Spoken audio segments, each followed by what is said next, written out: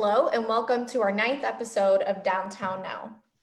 Please feel free to ask questions and chat during the presentation and the features provided. We will try to answer your questions later during the presentation. Now I will turn it over to our Executive Vice President of Business Development, Michael Deemer. Thank you, Lauren, and thanks to all of you in the audience for joining us today. We really appreciate your time. For those of you who may be new to Downtown Cleveland Alliance, I wanted to share a little bit about who we are and what we do. We are the only nonprofit organization dedicated solely to making downtown Cleveland the region's most compelling place to live, work, and visit. We are a place-based development organization that represents property owners, residents, large, mid-size, and small businesses, as well as civic partners in downtown Cleveland. And over the last 15 years, we've concentrated on building a clean, safe, welcoming, and pedestrian-friendly place that attracts additional investment. A place where residents and office workers can walk to meet their daily needs, where local retailers and restaurateurs animate the streets, and where people are proud to build a life for themselves and their families. A place where Clevelanders can gather and unite.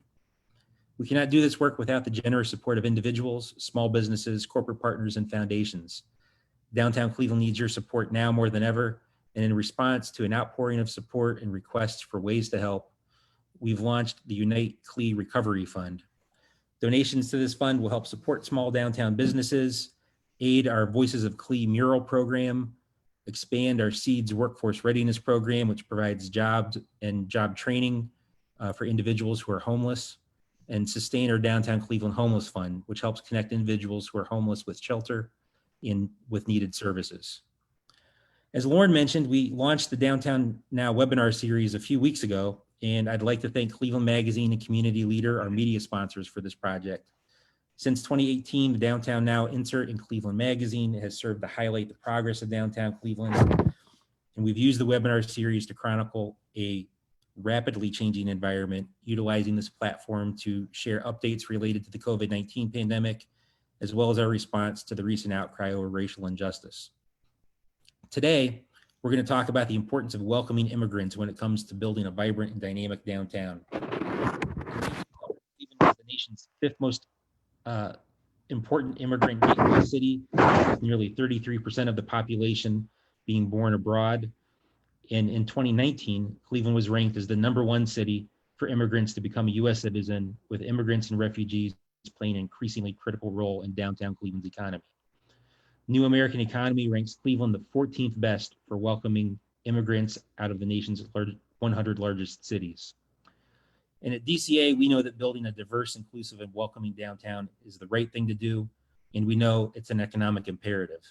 To attract and retain talent and the jobs we need in order to achieve the economic success we all want for our city, we know that downtown Cleveland needs to be and be seen as an inclusive and welcoming place for immigrants.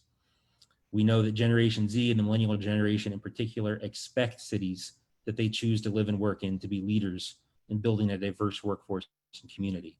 And today we have a terrific panel to speak to these issues. Experts in immigration who are actively working to attract talent from around the world.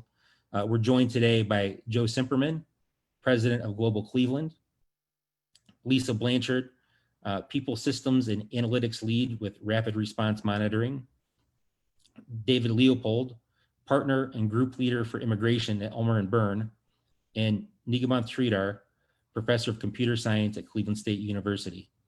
Welcome to all of you, and thanks for making the time to be with us today. Thank you. Thank you, Michael. Thank you, Michael. Really, Joe, I want to begin with you and ask you to set some context for us and tell us a little bit about Cleveland's roots as an immigrant city and what you're seeing right now in Cleveland in terms of our trends in attracting immigrants and being more welcoming and just kind of the state of immigration in Cleveland. Thanks, Michael, and thanks to Downtown Cleveland Alliance and this incredible panel of experts that are on the screen right now. Really appreciate you. Thanks, Lauren. Cleveland's a city that is very familiar with its DNA and its immigrant heritage. When you look back 100 years ago, Michael, to this decade right now, the decade between 1910 and 1920, Cleveland was at almost 50% of its population as part of what we would now call the English as a learning language community. So people like my mom who immigrated here from Slovenia, people like who are on this Zoom conference right now, who came from all over the world. And one would think that to have a city that was almost half non-English speaking, you would have chaos. Well, a few things. First of all, that was the same decade that Cleveland was at its almost highest population ever and ranked us in the top 6 cities in the United States. Commerce, culture, arts, industry, innovation. And in so many ways, Michael, we're still living from that time. In that same decade, the City Club was formed. The Cleveland Metro Parks were formed. The amazing Cleveland Foundation was formed. And I would say, and I think a lot of people would agree, that you get your best ideas when you have the most diverse opinions, the most incredible complexity of culture, ethnicity, and language, and that's when cities really become great.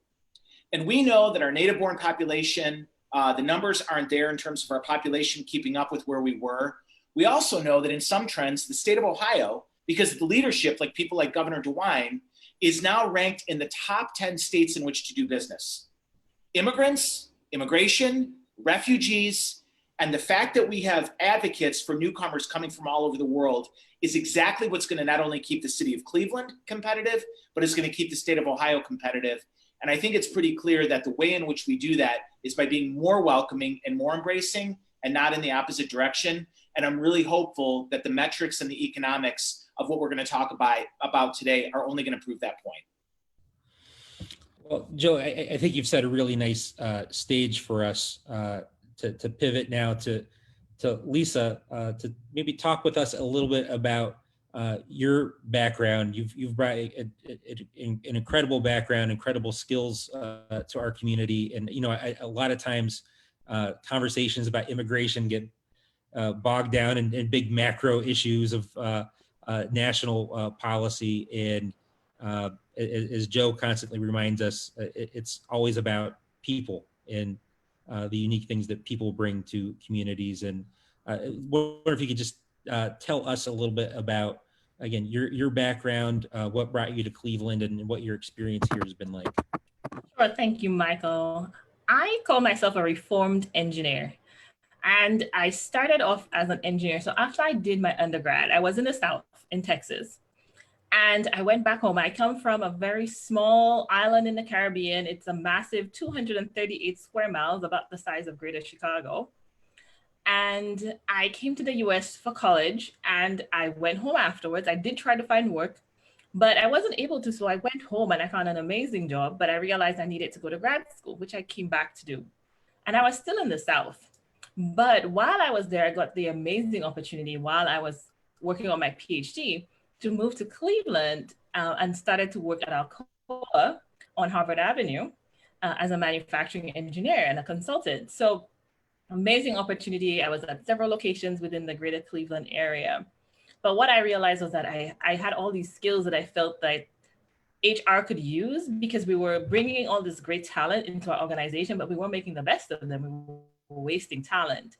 So I felt like this 1% I was trying to squeeze out in scrap and other things like that, I could take that and use it in HR and make the most of our talent. So I transitioned into HR, which was very strange. For most people, they look at you like you grew 2 heads if you say you want to transition from engineering to HR.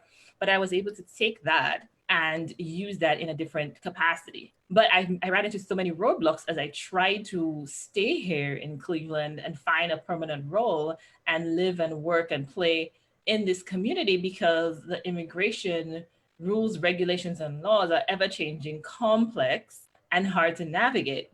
So even as the company wanted me to be here, I wanted to be here, I wanted to make Cleveland my home, but we ran into so many difficulties.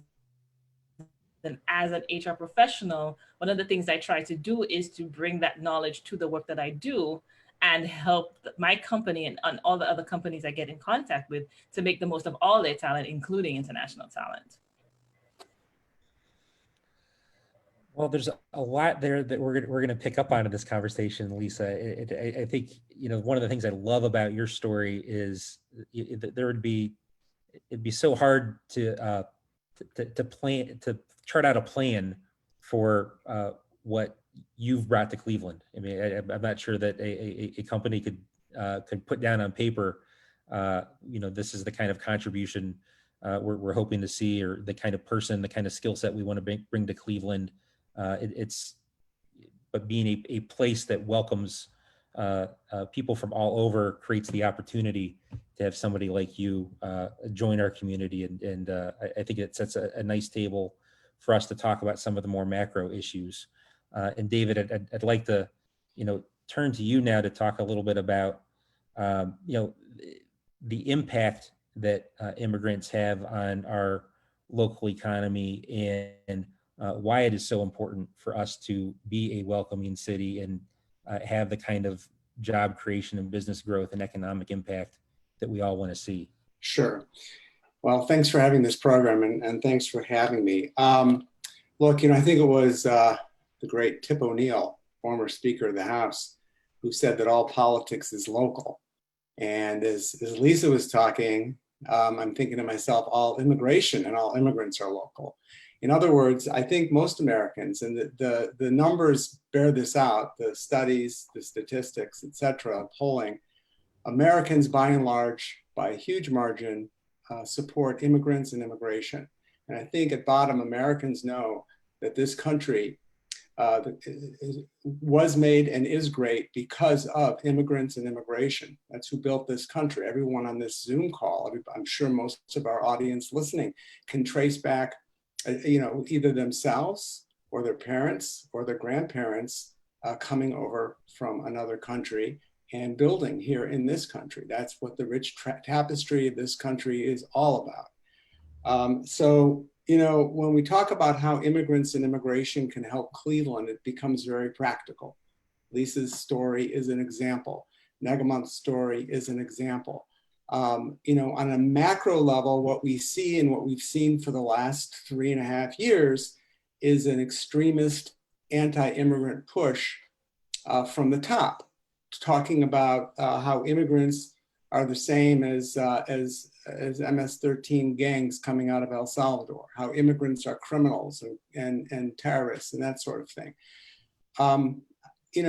Obviously sadly, that is hate speech that has no merit in any public discourse, but unfortunately it is coming from the top when the reality is quite different. The reality is that immigrants and immigration have always brought the best out, economically, socially, and otherwise in this country. So immigration reform, it's cliche to say that we do have a broken immigration system. What does that really mean? That really means it's what Lisa was talking about. I'm sure it's what Nigamanth will talk about a little bit. We have a system in this country, a visa system, that is not user-friendly. It's not friendly to business. It's not friendly to families. It separates families. It separates business from key workers. It keeps important job creators out of the city of Cleveland, where we need to create jobs for our US workers. It makes it much harder to bring in somebody who will innovate, who will do research. And very practically in the city of Cleveland, in this area, Cleveland, Akron, we are a major hub of healthcare industry, of the healthcare industry, and of the industries that are satellite around that, biotech, technology, and so on. And if you look at who is in those industries, who are the innovators, many of them at the core, and education, of course, and many of them at the core are people who have graced us, let me put it that way, graced the United States with their presence and brought their skills to this country. And they create not only jobs, but knowledge, wealth, culture. And that's really what immigration is. We tend to think of it, the extremists who hate immigration and the stuff that we've heard coming out of Twitter and out of Washington for the last 3.5 years basically tries to tell you that immigration and immigrants, it's a zero-sum game. It's job for job. An immigrant comes and they take your job. And that just simply isn't the truth. It's just not the way economics work. And it's not the way economics work with immigrants and immigration. The Department of Labor did a study several years ago, and I think it's still, it's still applicable, that most immigrants come with skills that sort of are on a bell curve. You have at one extreme immigrants who are highly educated and are doing critical research and are doing critical economic work and technology, STEM, all across the board, medical. On the other end, you have highly skilled immigrants, and I'm going to say highly skilled immigrants who are picking lettuce, who are tending to our nurseries. I mean, I'm not going to be out there tending to the nurseries, and I don't think most of the people on this call will be. Highly skilled people that do that work as well. Most Americans, most US workers, most people born here are somewhere in the middle of that curve. Believe me, I may be able to do some stuff, but they're not going to hire me to do research on congestive heart failure anytime soon. So I don't have those skills. I'm typical, I fall somewhere in the middle. So what I'm trying to say, what the Department of Labor has told us, is that immigrants to this country do not compete with American workers. They do not compete for those jobs. To the contrary, they build those jobs. So I'm going to stop there, but I wanted to just leave it with, it is on a macro level, but as we can see on this call, it's also in front of us. It's our neighbor. It's our friends. It's the person next door. And one other thing really quick is that I want folks to keep in mind that the administration is likely going to announce, if not today, then next week, that they're going to suspend DACA. And that will take 12,000 frontline healthcare workers in the midst of this COVID-19 crisis off of the fight. And we've got to change that. So, talked enough. Well, David, I appreciate you, bringing it home to the local, and another place where we see real local impact and tremendous local contributions to the community is through our downtown university at Cleveland State. And Nigamanth, not only are you a professor there, I know until very recently you served as the Dean of Graduate Admissions. I wonder if you could tell us a little bit about what Cleveland State has done over the last few years to build a stronger international student body, and why that's important to the university, why it's important to the community. Sure. Thanks, Michael, for having me. And so just before I talk about Cleveland State's international student story, just to also share that I myself am a first-generation immigrant. I came to the United States to go to graduate school. I grew up in India, got my college degree in India, and came to the U.S. on an F1 student visa to go to Ohio State, where I got my master's degree and my PhD in computer science. After which I came here to Cleveland to work for Cleveland State. I've been here 16 years, and over the course of that time, since 1998, when I first came to this country on an F1 visa, I've transitioned from an F1 student to an F1 visa on optional practical training, which is a work permit that allows students on student visas to obtain employment, and then from there. My employer, Cleveland State, sponsored an H-1B visa, which again has been in the news the last week, and we can talk more about that in a little bit.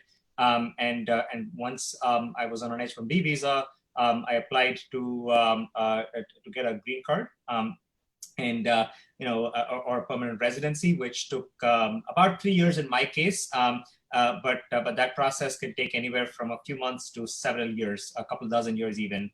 And then 6 years after I earned my permanent residency, I applied for and became a U.S. citizen. Right. So that whole journey from 1998 until 2016, that 18-year journey is one that's a lived experience as an immigrant.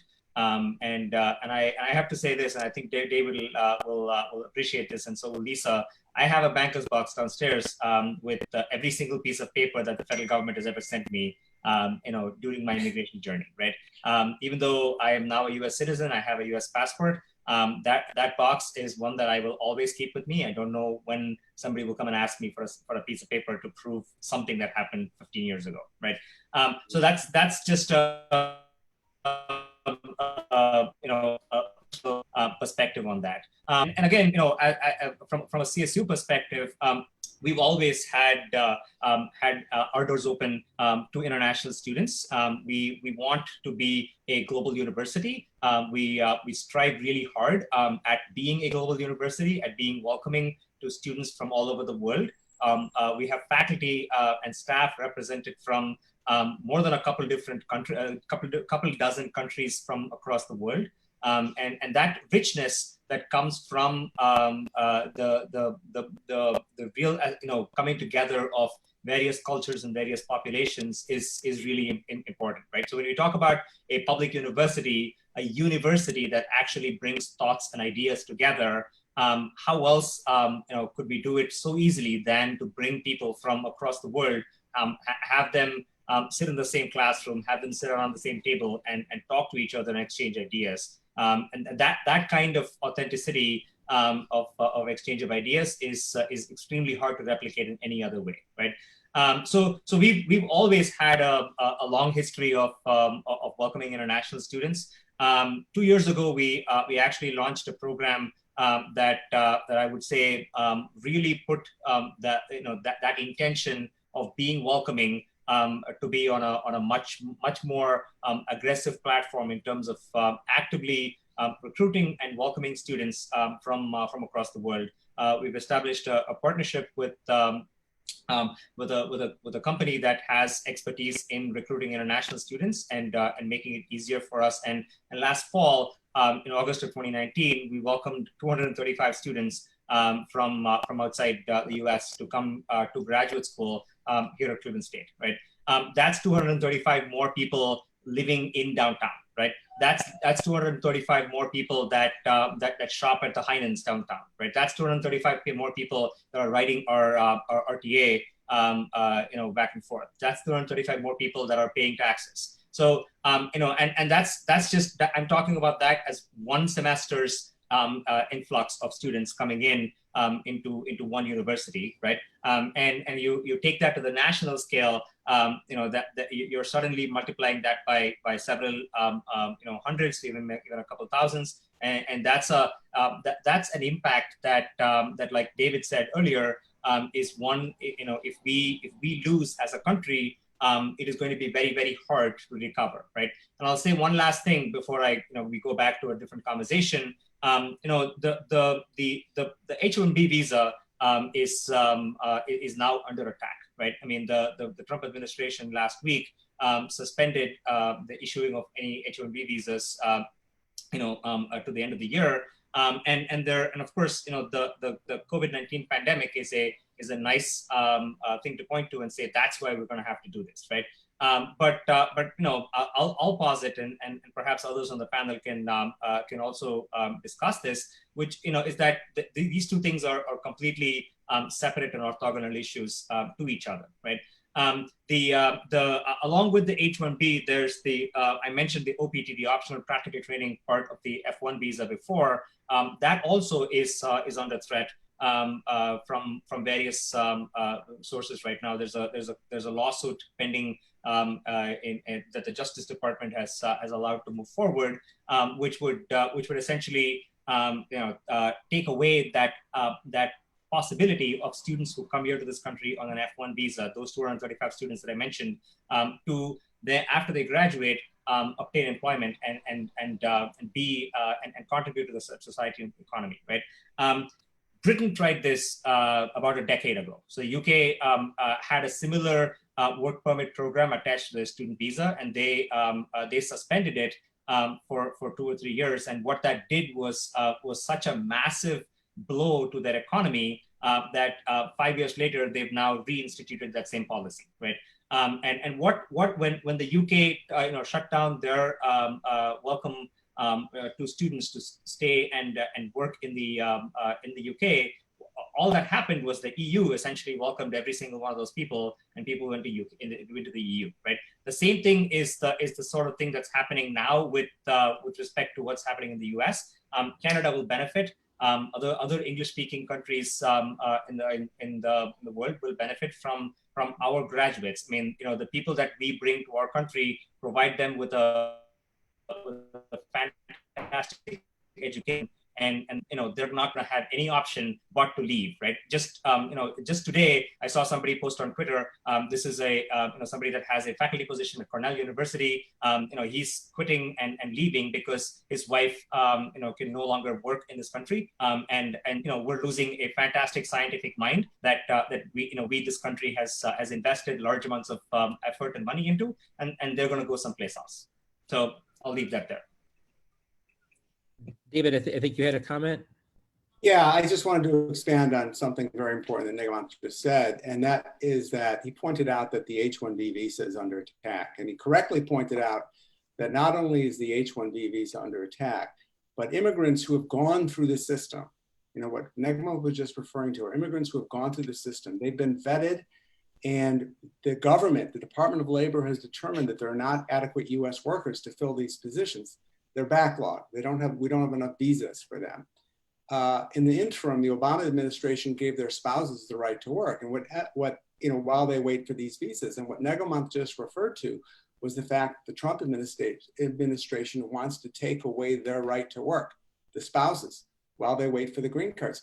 And what that really does is put pressure on these families to just leave the United States. And when you look at the way the system is set up, who's backlogged, who's subject, who's waiting in line in these long lines? Mostly Indians and mostly Chinese. So in my opinion, I'm not shy to say that this is an attack on people of color. This is an attack on non-white immigration. And I think the facts bear that out. One point I did want to make, though, Nigamanth talked about an attack on H-1B visas and other visas.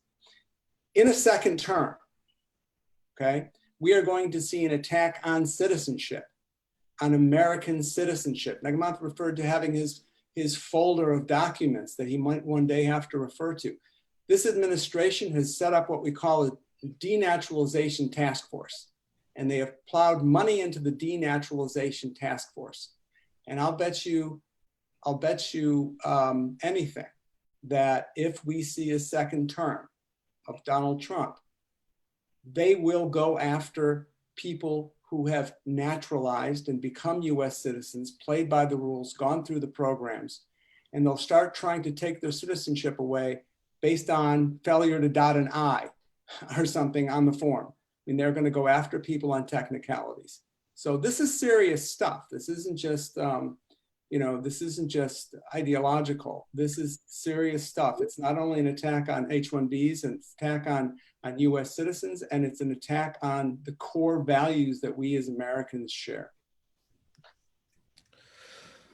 Well, I want to connect, and I think you guys have done a very nice job doing it just now, connect the conversation that we're having about immigration to the broader conversation that we're having locally, nationally, globally about equity and inclusion, and circle back to Lisa and your unique combination of engineering and HR skill. And I'd like to ask you to talk a little bit about, whether it's best practices or things that you perceive that HR professionals can do to help diversify applicant pools, to help employers create the more diverse and inclusive workforce that I think a lot of employers want, but stumble on the way to getting there.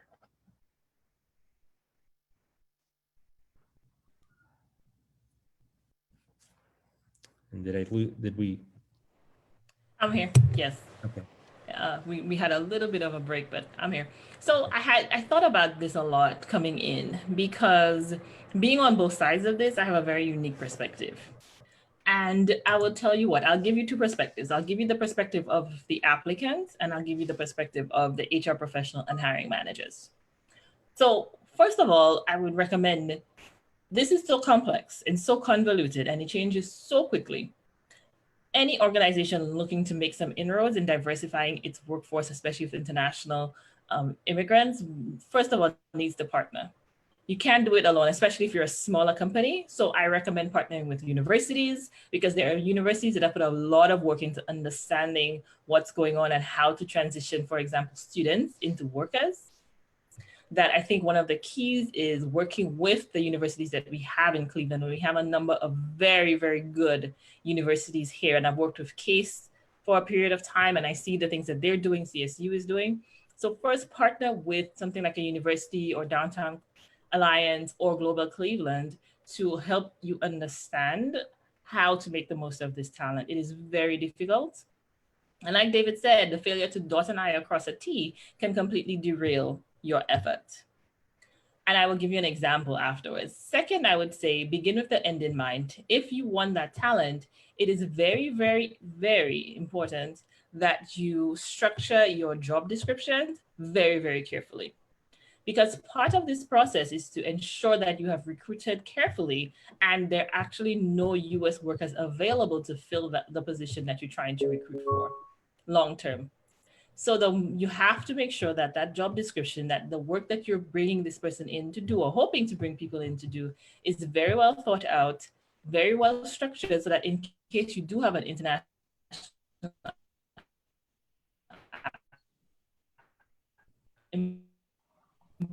applicant who will need to be sponsored, that you can correctly and efficient job descriptions, you can't do that in this case.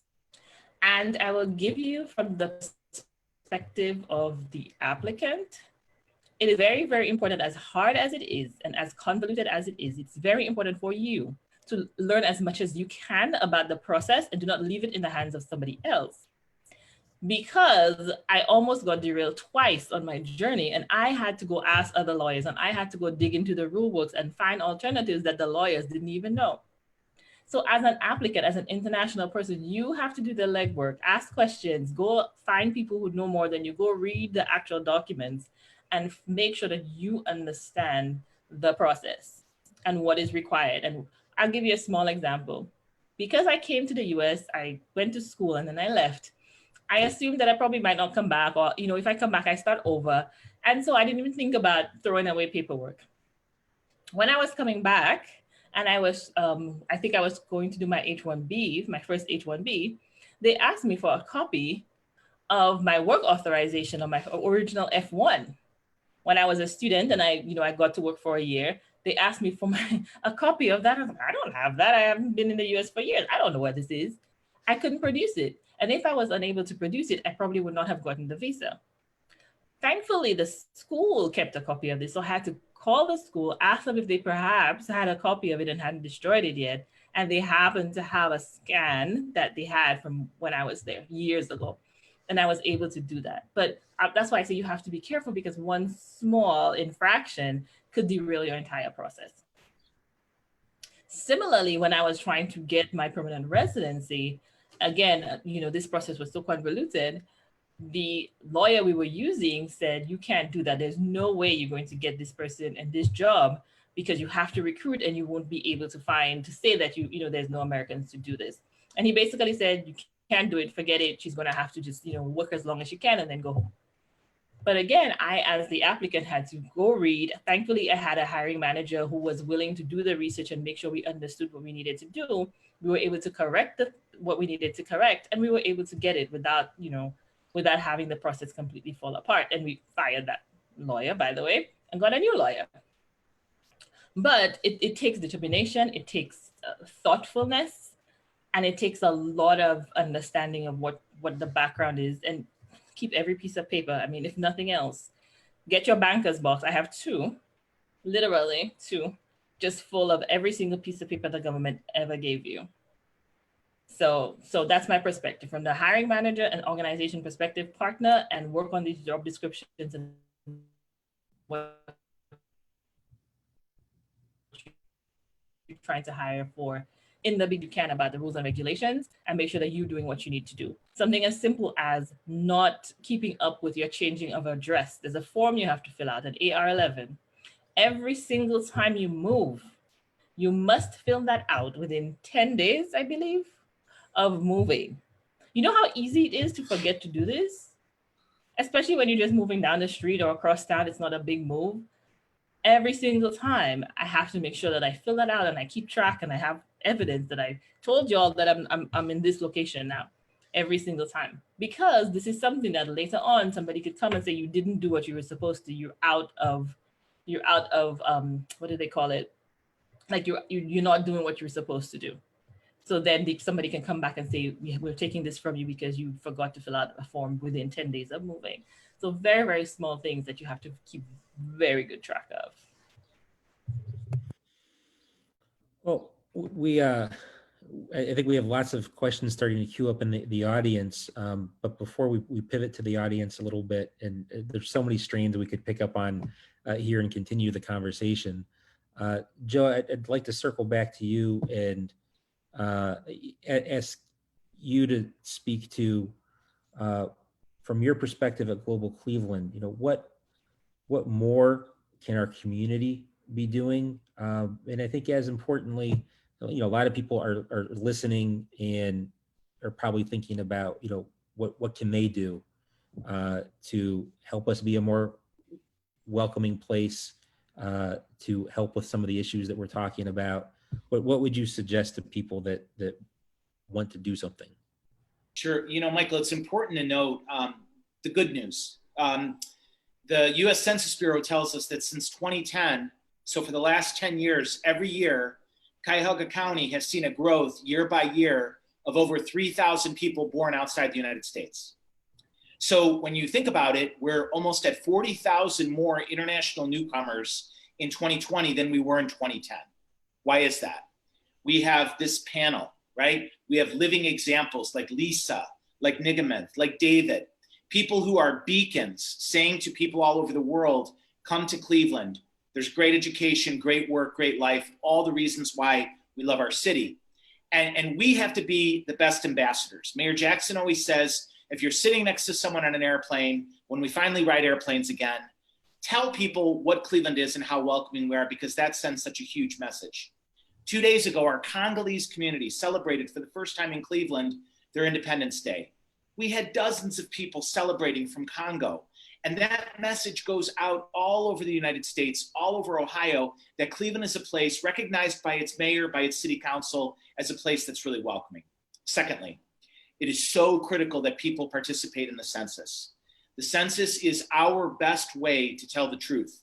There's a great saying in Slovenian that my mother used to say to me, which was, "Jože, govorite resnice, nojdite čim prej."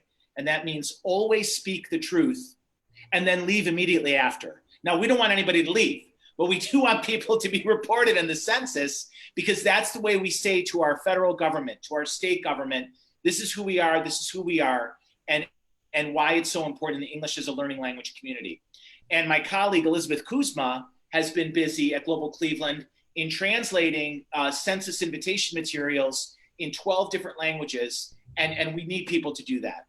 Finally, a real quick story. A few years ago, a young man named Carson Baldwin, Carson's an amazing young man, university school, decided that he wanted to do something to help newcomers, and he didn't know what that was. So we went to the largest pre-K through 12 English as a learning language public school in the United States that happens to be located at West 46th and Clark in the Metro West neighborhood under the leadership of Mr. Eric Gordon. Thomas Jefferson has kids from 40 different countries who are coming here with the only prerequisite, Michael, being that English is a learning language. You go into that school, Michael, and you don't want to leave, because the spirit of goodness and intensity and a desire to be part of this idea of America is right there. But Carson said, as a young man, he was going to take it upon himself and work with another young man, Israel Kamabumbo from Congo, and they were going to form a one-on-one peer relationship. Fast forward a year. Carson is fluent in French. Israel from Congo is fluent in English. The two young men cut each other's hair. Their families have become friends. They're helping each other excel in what will be an even more global economy by the time they graduate from Harvard and Yale, respectively, and come back and do their graduate program at Cleveland State, a really good school. And these young men are showing that that one-on-one relationship, once a week talking on the phone, enjoying one another's cuisine, catching a movie together, is so important to helping people not only feel welcome, but also to integrate. And so I will say to you, Michael, there's a lot of things that people can do. The opportunity to reach out to people is right there. And we always want to link people up. And at globalcleveland.org, we've got a lot of those different opportunities. But I would tell people, that, ideas like this that David and Nigamanth and Lisa are talking about have to be taken up by regular people. Right now, our federal policymakers are failing us, but locally we're excelling, and we have to continue doing what we do as Cleveland, which is stand out and above, so that we can create that kind of change here on a regional level. Say one more thing. Heinen's developed by somebody born outside the United States. The leader of Metro Hospital, one of the best public hospitals in the United States, gentleman born in Egypt. Cleveland Clinic, leading the way on healthcare across the globe. Who's its CEO? Dr. Mihalovic, born in Croatia. We don't have to look at a book or watch TV to feel that immigrants are making our lives, my life, better every single day. And when you look at downtown, and when you look at buildings like the Reserve Square building, almost a third of that building is internationally born. You tell me what effect those individuals have in our economy. Nigamanth said it best, they're part of our community. What we have to do is embrace that and do what we can to increase.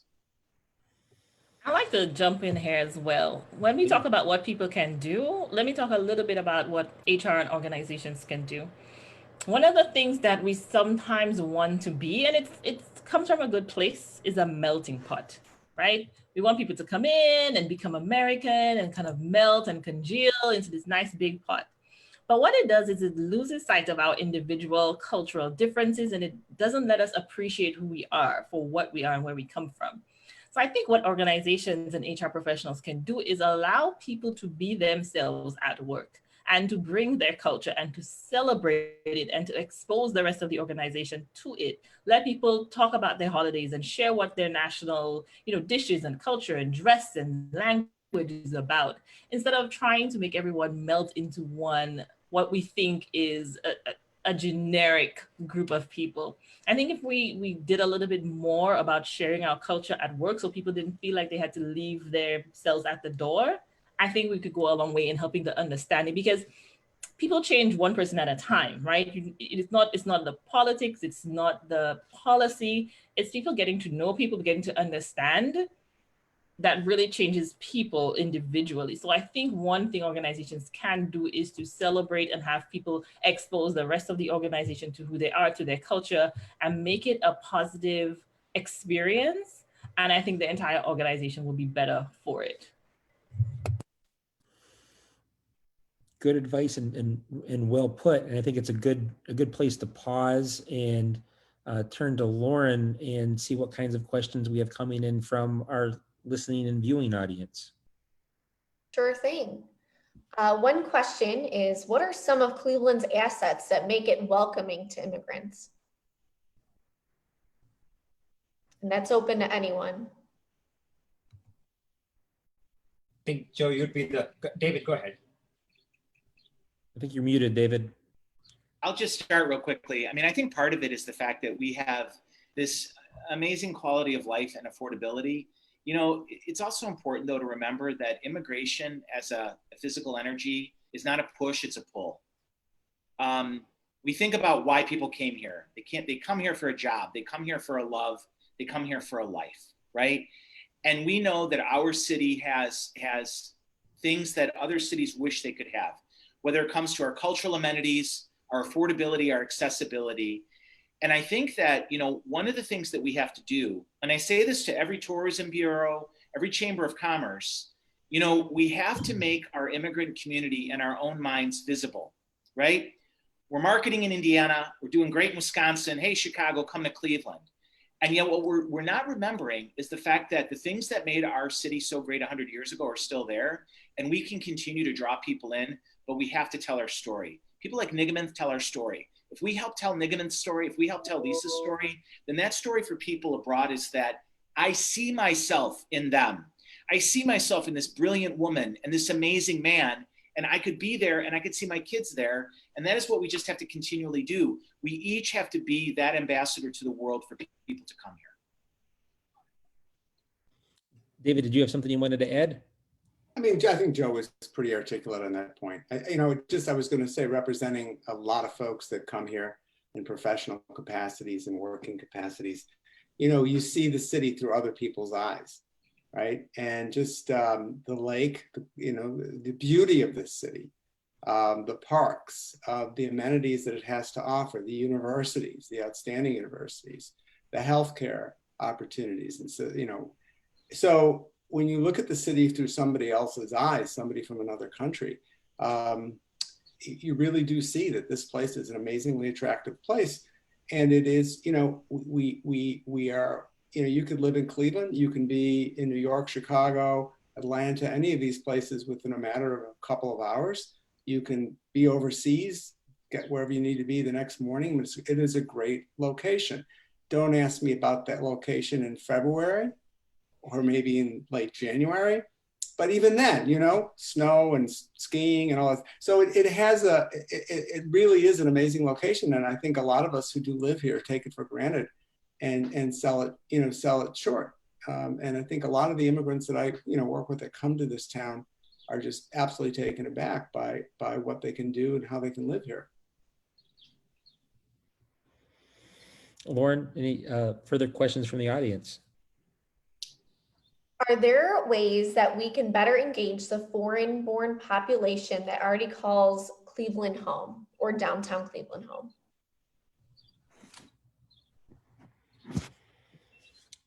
Better engagement. Nigamanth, you want to take a shot? I think just be open and inclusive. I mean, one aspect that I'll add to the previous question as well is that this is a fantastically inclusive place. I mean, again, like I said, myself and my family, we've lived here 16 years, and this is home to us, right? I mean, I've lived longer in Cleveland than I have in any other city in the world, including where I was born and grew up, right? And this is home. And the city has been a fantastically welcoming place. So to your question about how do we leverage the foreign-born population, include and engage. Ask people to do things for you. I mean, the census, the point that Joe brought up. I mean, that's an incredibly important thing for us to do. Maybe now's the time for us as a city to go out and find the people that live in our city, that live amongst us, who we haven't yet said hello to, and say hello and be inclusive.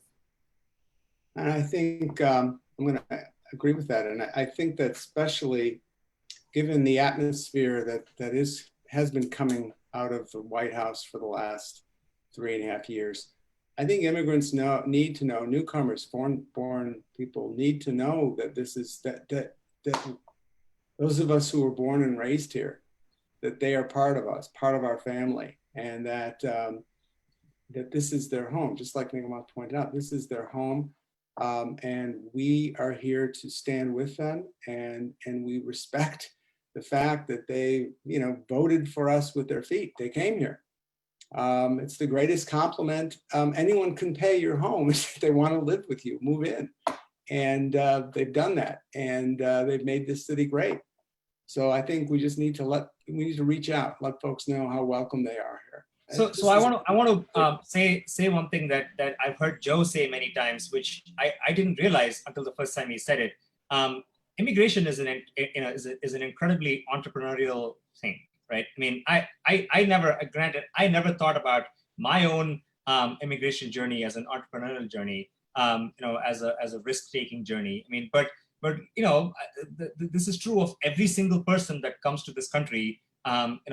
They come here with 1 or 2 suitcases because that's what the airline allows, right? 50 pounds of stuff is all you can bring, right? And that's what every one of us begins with, right? And that's it might sound cheesy and corny, but that's an absolute reality to from a life perspective, right? I mean, you come in and you say, you're going to live in a place, and all you have is a bag that you can carry in one hand, right? And that's I've reflected on Joe's point. Many times I've heard him speak about immigration being an entrepreneurial activity. So that means that we have tens of thousands of entrepreneurs that live in our community amongst us. Let's leverage that spirit and that energy in advancing the town. Yeah. And that applies to however somebody got here. I mean, if somebody comes here as an advanced researcher or a professor at a major university, or somebody comes here because they fled persecution, fled horrific violence somewhere. Yep. That person is just as much an entrepreneur because, you know, I'm the son of a Holocaust survivor. My father fled the Nazis with my grandparents in the late 30s. And they, like Nigamanth just pointed out, they arrived in New York with a suitcase. So even people in that situation have to be entrepreneurial, have to take risks. They can't just, you know, sit around and wait for things to come. And by and large, the stats, the numbers, and I point this out, immigrants, refugees, immigrants, people who come to this country tend to own their own homes pretty quickly and at a very high rate, tend to be employed and pay taxes at a very high rate. They do very well here. And that's because they have that American spirit. You know, paraphrasing what a colleague of mine once said, you know, if you want to learn how to be an American, look to an immigrant. Well put, and we're running short on time. I think, Lauren, we may have time for one more question from the audience. Can you pick a good one for us? All right. What can organizations do to create a downtown environment that is welcoming to immigrant and minority-owned businesses or immigrant minority-owned businesses? You know, one of the things, Michael, I think it's really important to remember is that for many people, English is still a learning language. You know, my mom, you know, came here under a visa, passed her citizenship test, and she would tell you until she died that she was still learning the language, right? Having material in other languages, having an ability for people to read your website in other languages, being intentional. And, you know, in this time of Black Lives Matter, we got to get away from this idea that reading books like White Fragility are going to save us. This idea of cultural literacy or this idea of cultural understanding are part of the white patriarchy. I'll never understand what Nigamanth went through. If I read 1 million books, right? I'd never be that literate. I'd never have the cultural understanding of what Lisa faces as an amazing woman born abroad and a woman of color. We have to get to a point of cultural humility. And that requires an ear and listening, but it also requires something else. And I just want to share this with you. Across the bridge in Ohio City is the oldest still standing sanctified structure built in Cuyahoga County. It's a small church on West 26th and Church called St. John's that was built in 1836. Underground Railroad, 8,000 slaves were on their way to Canada. It was the last stop before they took off over Lake Erie. It was the residential home of Russell Means, the American Indian movement, activist for Indigenous people's rights, the city's first church that held an LGBT service, and the first soup kitchen for people who were hungry. But I tell people when you go in there, Michael, that there's a flag that flies in the nave of the church that was put up the day the church opened when there were only 25 states. There's 25 stars on that flag. 1836, Arkansas was our 25th state. And I remind people that that's the flag that we have to pay attention to because we are still becoming. And it's the immigrants in our community who are the ones that are putting the stars on that flag every single day. And I would just say to you that we can each be the greatest ambassador by just being kind. Kindness is economic development. And I always think of that flag because I think to myself, nobody in Washington or Columbus or at City Hall is going to tell us who America is. It's this panel and the people who realize we have more stars to come. I think this is a great question to end on, and selfishly it speaks directly to some of the things that we can do as an organization and as a team. And I'd really like to get each of your thoughts in closing about it. You know, if I could paraphrase the question, you know, what more we can be doing, how we can be doing a better job of attracting more minority and immigrant-owned businesses specifically.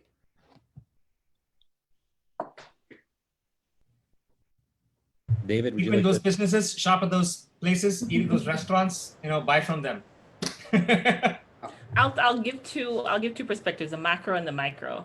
I think macro things like what Joe said, having translation so people feel like they can understand even what you're offering, celebrating the cultures that we have. So celebrating our, different communities that we have, including our indigenous community and our people of color, our African American community, because that's a community in and of itself that is unique. So I think on a macro level, organizations can do it. You could celebrate using different days, or, we have a spirit day where you celebrate culture and who do you have, and let's order, instead of ordering from X restaurant that we typically do, let's order from an ethnic restaurant and celebrate a different kind of food. So on a macro level, that can be done. But on a micro level, it's about being curious. It's about asking questions. It's about engaging with your neighbor, the person, in the cubicle down from you, asking questions. Where are you from? What do you do? In a humble curiousness that you're trying to find out more and celebrating what this person brings to the table, as opposed to explain to me, why you're here and what you're doing. So I think having that curiosity and engaging with your neighbors and your colleagues and getting that understanding, having your children are great at this. If we expose our children to each other, we will get rid of this, these issues in a very, very short order. So exposing our children to people of different cultures and having that engagement, I think will go a long way. And I'll say this, I'll say one more thing. I'm sorry, David, but I'll say one more thing, which is that, learn people's names, like learn how to say people's names. And that's I have a long name that sometimes, people find difficult to pronounce, but I made a choice to not shorten it, not make any changes to it, because that's my name. I don't want to change it, right? That's the name, that's my identity. And that's important. I mean, it's important for, I think so when when I'll say my name and somebody will say, how do you shorten it? And I say, I don't, right? Learn people's names and because that I see as a mark of welcome, right? I mean, if you can take the minute or two to learn that, that's great. Yes, if we can learn to say Tchaikovsky, we can learn to say any name, right? I think we can do that. There's that old phrase, think globally, act locally. And the act locally part, I think, has been beautifully articulated here. I think we also, as a community, we also have to remember that we all have the power of voting. At least we have it if we can keep it.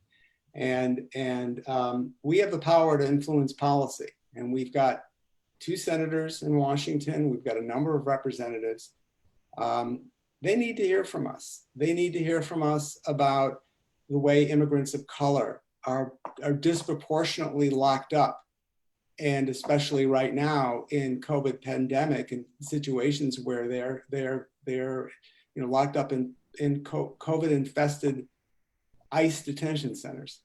They need to hear from us about DACA and about protecting dreamers, young immigrants who have grown up here and are as American as anybody on this panel. They need to hear from us about the system, the problems with immigration, what Nigamanth went through, what Lisa's gone through. Why is it so user unfriendly when folks are coming here to build and to create? They need to hear from us. That's acting globally. That's something you can do. You can start by doing it in November, and every November thereafter. You can start by contacting your members of Congress, contacting Bob Portman, contacting Sherrod Brown and your members of the House of Representatives. Tell them what you think. Tell them what you envision Cleveland and Ohio to look like. This is not about what's going on necessarily at the southern border. Of course it is. It affects us. It's about what's going on next door. It's about what's going on downtown. It's about revitalization of our city. It's about ultimately creating jobs for Clevelanders and Metro Clevelanders. And we can't do that without a robust, healthy immigration policy. And I want to leave you with a website, so you don't just think I'm spewing stuff out of my own, propaganda. Go to what I say about the economics and what's been said about the economics here of immigration creating jobs is borne out through study after study, whether it's on the right, the Cato Institution, center left, Center for American Progress, and others. Go to a really good website for all the economic information and other information is AmericanImmigrationCouncil.org. Council spelled like city council. American Immigration Council. They have got studies galore there, very well respected. Also, you could look if you want to look and see what the right says. Cato Institute has some great information on immigration reform, and the economics of immigration, and how it can help communities. So. Well, David, I think that's a terrific way to close. I mean, thank you for those resources. I think that's a great takeaway for the audience. And I guess in closing, I really want to thank all of you, not just for your time today, but for all that you've contributed to our community and all that you're doing for our community. It's a real privilege for me to be able to spend this time with you. I'm very grateful for it and grateful for all that you're doing. I think I said yesterday when we were getting ready for this, it'd be easy to spend an hour-long webinar with each of you. And I think today's conversation bore that out. I hope that you'll all consider coming back in the future. And again, I just very much look forward to continuing our work at Downtown Cleveland Alliance with all of you to build a more welcoming and inclusive city for all. So thank you very much. Thank you. Thanks, Mike.